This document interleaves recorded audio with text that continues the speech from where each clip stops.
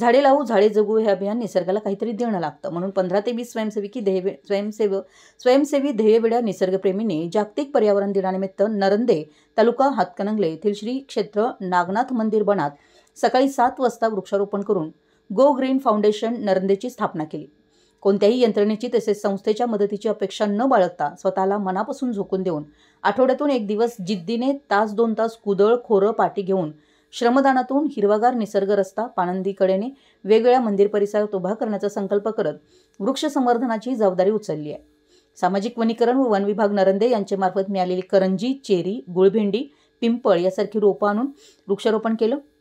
यावर्षी 2500 झाडे लावण्याचा निर्धार केला आहे. त्याकरिता वन अधिकारी मोतीराम पवार, वनसेवक दिलीप गुळमुदे, सामाजिक वनीकरण अधिकारी सदाशिव वागरे, नरंदे ग्रामपंचायतीचे सहकार्य मिळालं.